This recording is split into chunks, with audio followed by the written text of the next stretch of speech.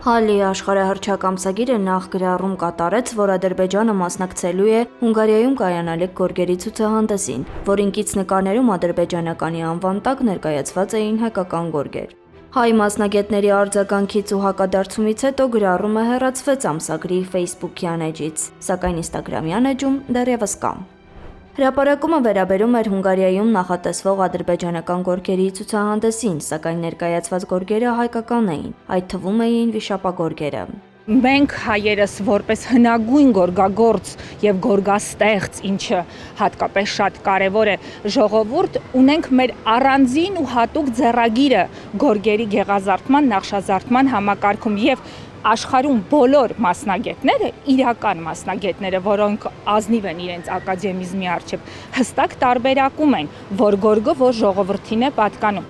Հայկական խորհրդանիշները միայն գորգերում չէ, որ պատկերված են։ Դրանք կան եւ քանդակագործության, եւ ճարտարապետության, եւ ասեղնագործության մեջ։ Այս խորհրդանիշները բանալիներ են, որոնցով մենք ներկայանում ենք աշխարհին։ Պատմական գիտությունների դոկտոր Անի Ոսկանյանը շեշտում է, գորգեր կարող են գործել բոլոր ազգերը, բայց թող գործեն իրենց ազգային նախշազարդերի համակարգում։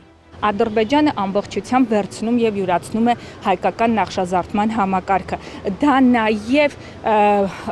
մենք մեր նախշազարդման համակարգով կապված ենք մեր հողին։ Այսինքն դա բնորանում ապրելու, բնորանում սերած լինելու, այստեղ հազարամյակներով մեր գոյության վկաներն են հենց այդ սիմվոլները, խորհրդանիշները, որոնք արտացոլված են մեր գորգագործության մեջ։ Այսինքն Ադրբեջանը փորձում է նաև յուրացնել ազգային ժառանգության այդ հազարամյա պատմությունը։ Արվեստաբան ազգագրագետ Տաթև Մուրադյանի խոսքով այս պատմության մեջ ամենամեծ հակասությունն այն է, որ տարիներ առաջ Հալի ամսագրի խմբագրակազմը Հայաստանում էր ծանոթացել նույն այդ գորգերին, որպես հայկական մշակույթի ժառանգության մաս։ Նրա նախաձեռնությամբ 2015-ից 16 թվականներին կազմակերպված մասնագիտական շրջայցերի ընթացքում ամսագրի ներկայացուցիչներն այցելել էին Հայաստանի թանգարաններ, ուսումնասիրել հայկական տեքստիլ արվեստն ու նույն գորգերը ներկայացրել որպես հայկական։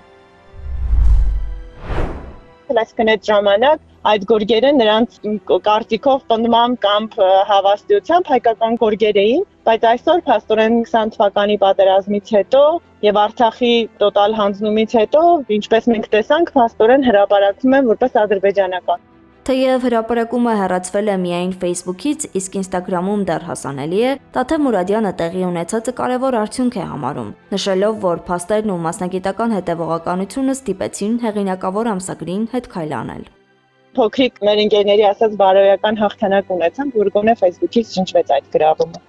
Հարցին արձագանքել է նաև հայկական գորգի ազգային կենտրոնի նախագահ Վիկտոր Մնացականյանը։ Նա տեղի ունեցածը գնահատել է որպես հայկական մշակութային ժառանգության նկատմամբ ոտնձգություն, ընդգծելով, որ խոսքը ոչ միայն առանձին գորգերի, այլև ամբողջ հայկական գորգագործական դպրոցի զարդանախշային համակարգի յուրացման փորձի մասին է։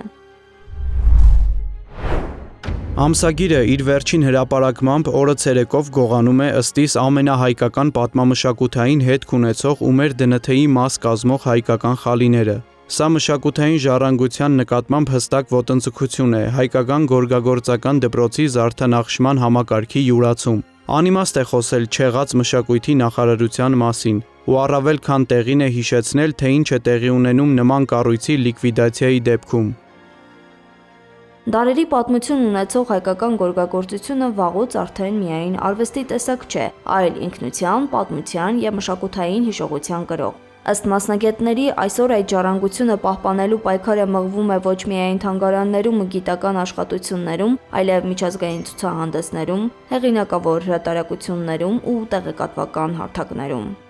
Անահիտ Սարգսյան, Տարոն Ղանդիլյան, Նոնա Գևորգյան, ABC Media։